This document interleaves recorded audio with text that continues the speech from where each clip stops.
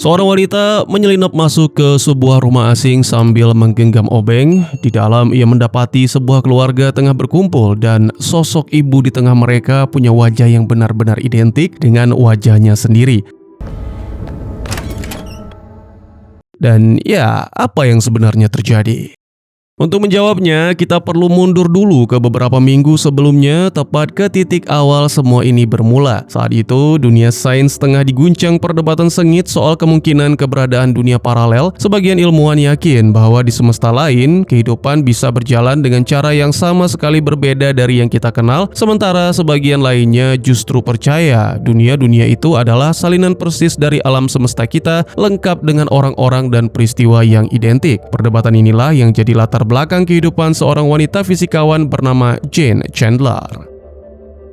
Jane adalah sosok ibu sekaligus ilmuwan yang sibuk namun tetap hangat pada keluarganya. Pada suatu pagi, ia pulang dari jogging dan mendapati suaminya, Matt, sedang menyiapkan sarapan untuk kedua anak remaja mereka, Samantha dan Jake. Kedua anak itu bercanda ringan soal berat badan ibunya, memancing tawa di meja makan, tanda betapa eratnya ikatan keluarga Chandler. Begitu sarapan usai, masing-masing anggota keluarga pun berpencar menjalani aktivitas mereka sendiri.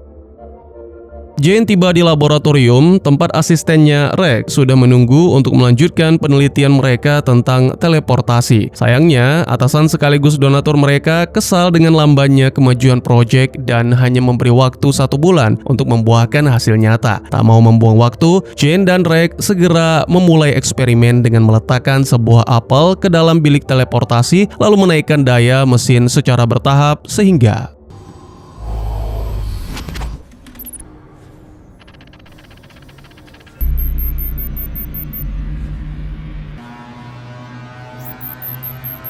Rick, take it offline.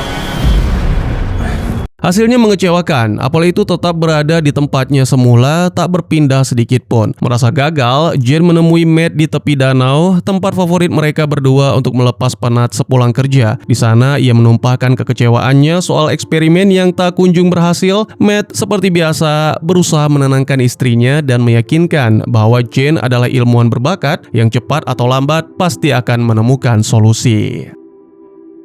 Keesokan paginya, Jane kembali ke laboratorium dengan tekad baru dan meminta Rex menaikkan daya mesin jauh melampaui batas normal meski asistennya sempat keberatan. Permintaan itu tetap dijalankan dan ledakan kembali terjadi di dalam bilik. Kali ini hasilnya jauh lebih mengejutkan. Apel yang tadinya ada di dalam bilik menghilang sepenuhnya, bahkan tak ditemukan di bilik sebelah sekalipun. Oh my god. Well, it should be in here. It's just disappeared into thin air. Sore harinya, Jane kembali menunggu Matt di tepi sungai seperti biasa, tapi suaminya tak kunjung datang. Tak lama kemudian, ponselnya berdering dan suara Matt di ujung telepon mengatakan betapa ia mencintai Jane dan anak-anak mereka sebelum sambungan itu tiba-tiba terputus. I love you, Jane. Matt?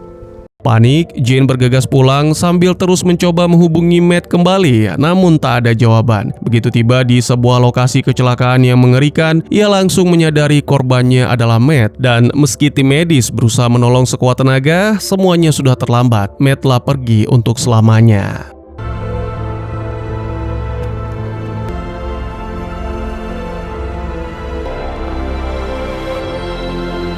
Beberapa hari kemudian, abu jenazah Matt ditaburkan di tempat yang dulu jadi favorit mereka, menandai dimulainya kehidupan baru bagi keluarga itu tanpa sosok suami dan ayah. Jane larut dalam duka mendalam, sesuatu yang turut membuat kedua anaknya cemas melihat kondisi ibunya. Di tengah masa sulit itu, Ruth, saudari Jane, tak henti membantu mengurus keponakan-keponakannya sekaligus menjaga kakaknya, dan dialah yang mendorong Jane untuk kembali bekerja agar proses pemulihannya bisa dimulai. Meski begitu, Jane terus terbayang percakapan telepon terakhirnya dengan Matt dan menyesal tak sempat bilang bahwa ia juga mencintai Matt. Pada akhirnya Jane memutuskan kembali bekerja dan melanjutkan penelitian teleportasinya. Di sanalah ia perlahan menyadari bahwa eksperimen dengan apel itu sebenarnya berhasil. Apel itu pasti berpindah ke suatu tempat, kemungkinan besar ke dunia paralel, yang berarti di sisi lain sana ada bilik serupa dan tim ilmuwan lain yang persis seperti mereka. Untuk membuktikannya, Jane dan Reg menuliskan parameter eksperimen mereka di secari kertas dan mengirimkannya lewat bilik teleportasi. Kertas itu pun lenyap, sama seperti apel sebelumnya. Okay, your side, Reg? Ready. Keesokan harinya, saat Jane tengah menyiapkan sarapan untuk anak-anaknya, Reg menghubungi dengan nada mendesak agar segera datang ke laboratorium. Begitu tiba, Jane mendapati sepucuk kertas balasan di dalam bilik bertuliskan salam sederhana dari dunia lain, dan tak lama setelahnya muncul benda lain, yakni apel yang sama, namun kini tergigit sebagian. Bukti nyata ada orang di sisi lain dunia paralel itu. Untuk memastikan lebih jauh, mereka mengirim sebuah kamera lewat bilik yang kemudian kembali membawa rekaman berisi sebuah laboratorium nyaris identik dengan milik mereka, lengkap dengan sosok kepala labnya yang ternyata adalah Jane versi dunia lain. Teori dunia paralel pun akhirnya terbukti benar-benar nyata. Our lab, yeah. It's our data collection. Holy shit. Congratulations, we have been working on this. Jane pun mengajukan diri untuk menyeberang ke dunia paralel itu, tapi Reg dengan tegas menentang karena resikonya terhadap tubuh manusia belum diketahui, bisa berakibat fatal atau menimbulkan efek yang mengerikan. Jane awalnya menyetujui keberatan Reg, namun diam-diam sudah menyusun rencana sendiri, meminta Ruth menjaga anak-anaknya malam itu, lalu kembali sendirian ke laboratorium tanpa sepengetahuan siapapun. Ia masuk ke dalam bilik teleportasi dan mengaktifkan mesinnya.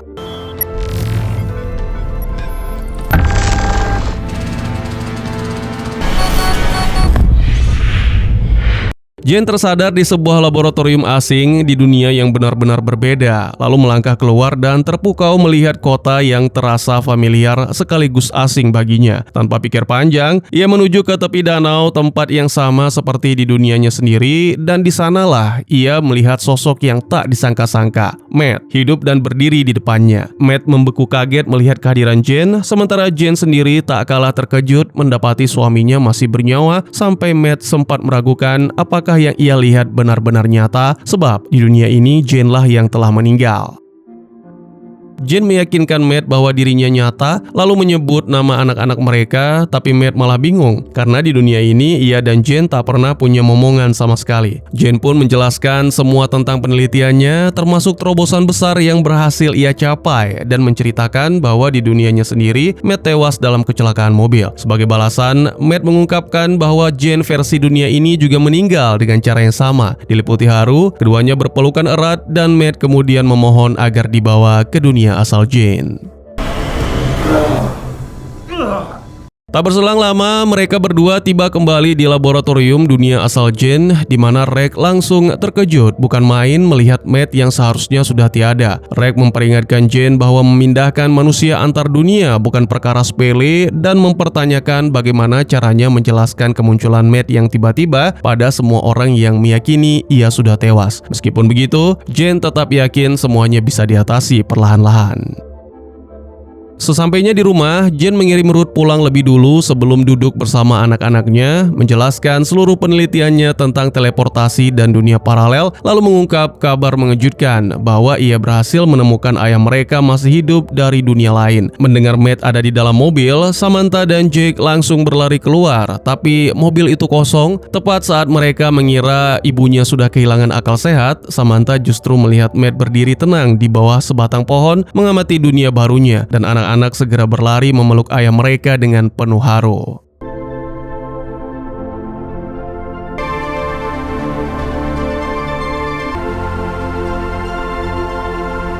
Malam itu, seluruh keluarga berkumpul di ruang tamu dan anak-anak tak henti bertanya soal dunia asal ayah mereka. Matt mengungkapkan bahwa di semestanya, ia dan Jane sama sekali tak pernah dikaruniai anak. Tak lama setelahnya, Matt menyempatkan diri melihat-lihat foto dirinya yang lain di dunia ini, sementara Jane meminta anak-anaknya merahasiakan keberadaan Matt dari siapapun sebelum akhirnya menghampiri Matt. Hari-hari berikutnya berjalan seolah kehidupan mulai normal. Jane sibuk bekerja seperti biasa, sementara Matt mengambil alih urusan rumah dan memasak untuk keluarganya. Ia bahkan berulang kali mengagumi betapa damainya dunia yang sekarang ditinggali dan mengaku belum pernah merasa sebahagia ini sebelumnya. Namun suatu hari, Jane tanpa sengaja menemukan sebuah perangkat asing di antara barang-barang milik Matt, dan ketika ditanya, Matt menjelaskan bahwa benda itu adalah senjata, mengingat dunia asalnya penuh bahaya, sambil memperingatkan Jane agar tak sekali-kali menyentuhnya. Careful. Suatu pagi saat keluarga tengah sarapan bersama, tiba-tiba terdengar ketukan pintu. Ternyata ibu Jane datang berkunjung. Matt buru-buru bersembunyi, tapi sang ibu sempat curiga melihat ada satu piring ekstra di meja makan, dan Jake dengan sigap berbohong bahwa dialah yang mengambil piring tambahan itu. Setelah sang nenek akhirnya pergi, keluarga mencari keberadaan Matt, tapi ia sudah tak ada di rumah. Rupanya Matt tengah berjalan-jalan sendirian di sekitar lingkungan rumah, sampai seorang tetangga tiba-tiba mengenalinya. Pria itu menuduh Matt sengaja memalsukan kematian demi uang asuransi. Ia mulai mengancam akan membongkar rahasianya kalau tak diberi imbalan. Dipenuhi amarah, Matt mengeluarkan senjata anehnya dan... Let's talk about this. Sepulangnya Matt ke rumah, Jane memarahinya karena bingung harus menjelaskan apa kalau ada orang lain yang sempat melihat Matt berkeliaran. Tapi Matt hanya menganggapnya remeh dan kembali berjanji tak akan pernah pergi sembarangan lagi.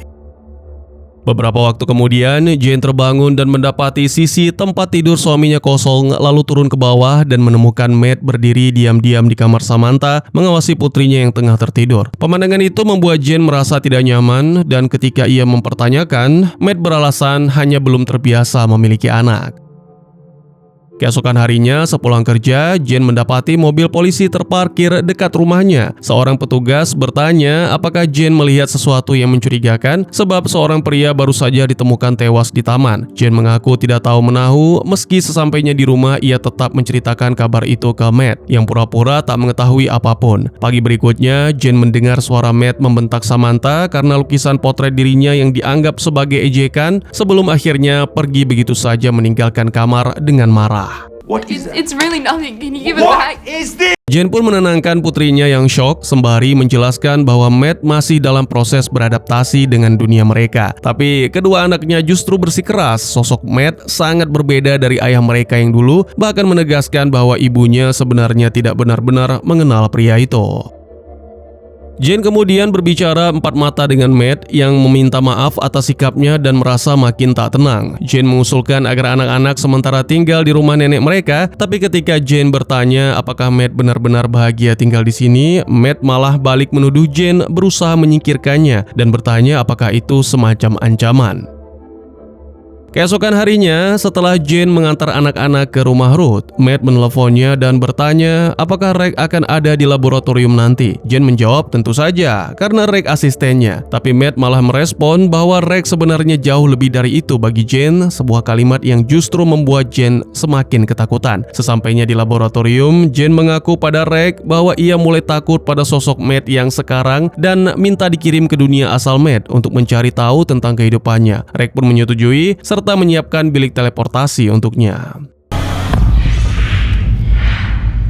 Di dunia paralel, Jane bergegas menuju rumah yang dulu ia tempati bersama Matt, menggeledah setiap ruangan hingga akhirnya di kamar tidur ia melihat sosok tubuh tertutup selimut. Begitu selimut itu dibuka, Jane membeku ngeri melihat jasad dirinya sendiri dari dunia ini dengan luka bakar berlubang di dada, dan seketika menyadari bahwa Matt atau mungkin seseorang dengan senjata serupa yang telah membunuhnya. Sementara itu, di dunia asal Jane, Matt justru mendatangi laboratorium dan mencecar Reg soal keberadaan istrinya, lalu mulai mengutak-atik peralatan di sana meski dilarang, bahkan mencabut paksa perangkat teleportasi, dan kemudian... Please don't touch. What are you doing, Noah?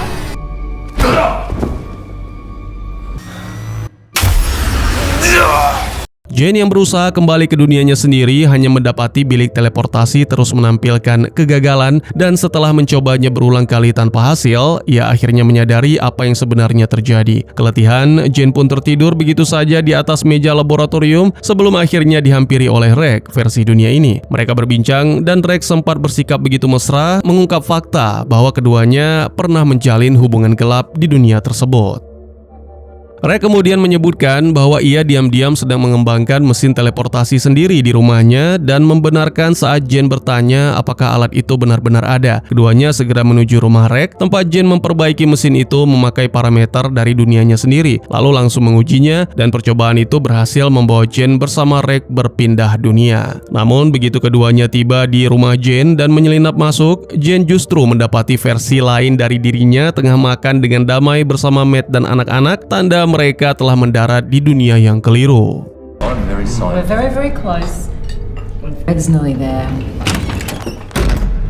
Menyadari kesalahannya, Jane segera kembali ke laboratorium bersama Rek untuk mengulang eksperimen tersebut, tapi sebelum mencoba lagi, ia akhirnya jujur pada Rek bahwa dirinya bukan berasal dari dunia ini. Jane di dunia inilah yang telah dibunuh, dan ia yakin pelakunya adalah Matt serta bertekad menghentikannya sebelum korban lain berjatuhan. Di tengah percakapan itu, tiba-tiba seorang petugas polisi mengetuk pintu, membuat Rek mempercepat proses teleportasi hingga Jane akhirnya berangkat sendirian. What the hell is this? Sementara itu di dunia asal Jane, Matt menelepon Ruth sambil berpura-pura jadi asisten Jane untuk mendapatkan alamat tempat anak-anak dititipkan. Di saat bersamaan, Jane yang telah tiba kembali di laboratorium dunianya sendiri langsung bergegas menuju rumah adiknya, tapi rumah itu kosong dan di saat ia menelepon Ruth, ternyata adiknya sedang membawa anak-anak pulang ke rumah Jane. Dari kejauhan, Jane melihat Matt tengah mendekati rumah sehingga ia bergegas menyelinap pergi tanpa ketahuan dan buru-buru pulang lebih dulu.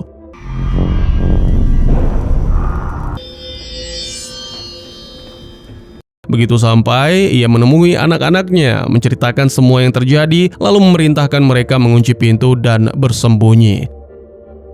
Tak lama kemudian, Matt tiba di rumah mencari anak-anaknya, tapi yang ia temui justru Jane di kamar tidur. Jane menegaskan bahwa ia tahu Matt telah membunuh istrinya di dunia lain, tapi Matt dengan dingin membalas bahwa wanita itu berselingkuh dan pantas mendapatkannya. Ia lalu mengangkat senjata, bersiap menembak Jane, namun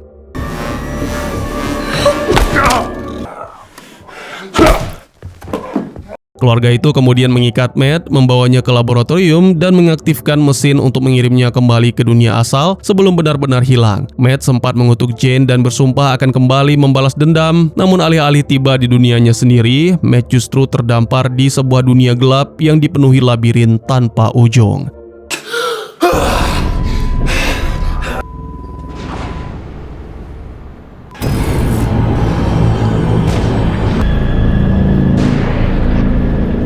Dua bulan kemudian, kehidupan tampak kembali normal. Jane menghabiskan waktu sarapan bersama anak-anak dan Ruth sebelum semua orang berangkat menjalani rutinitas masing-masing, meninggalkan Jane sendirian di rumah. Tak lama kemudian, Rek, sosok yang dulu ikut kembali bersamanya dari dunia paralel, mengetuk pintu dengan wajah tegang, mengabarkan bahwa telah terjadi sesuatu yang mengerikan. Ternyata selama ini Jane sebenarnya berada di dunia yang salah dan hal itu memicu suatu bencana besar. Bencana apakah yang dimaksud? Dan tamat.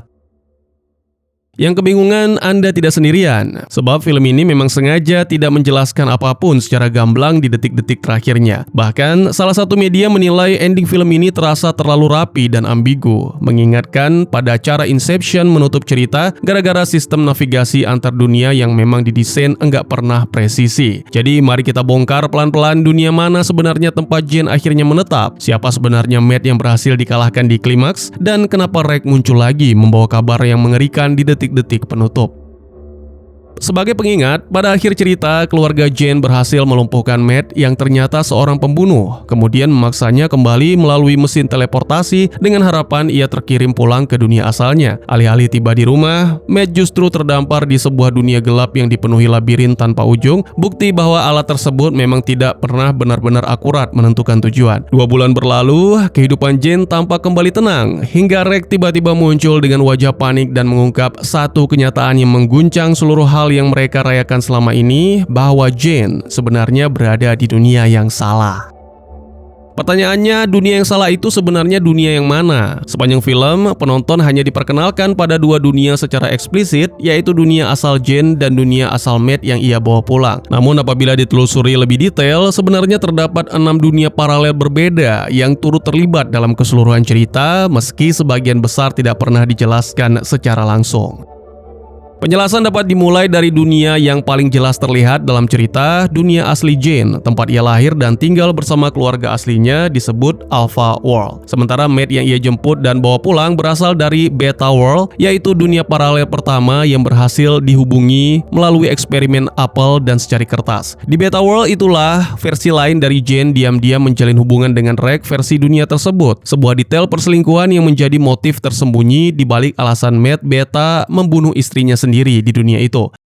Keterlibatan dunia-dunia lain bermula dari sini setelah Matt Beta membunuh Reg di Alpha World dan ternyata juga merusak mesin di sana. Jane terjebak di Beta World dan terpaksa menggunakan mesin milik Reg versi dunia tersebut untuk kembali pulang. Sayangnya pengaturan yang dilakukan secara tergesa-gesa membuat mereka salah mendarat, bukan di Alpha World melainkan di Charlie World, dunia lain tempat versi Jane yang berbeda hidup utuh dan bahagia bersama keluarganya tanpa drama apapun. Momen inilah yang menjadi adegan pembuka misterius pada awal film, ketika Jane menyelinap masuk melalui pintu, melihat kembarannya sendiri tengah makan bersama dengan bahagia, lalu pergi tanpa ketahuan begitu menyadari dirinya berada di tempat yang salah.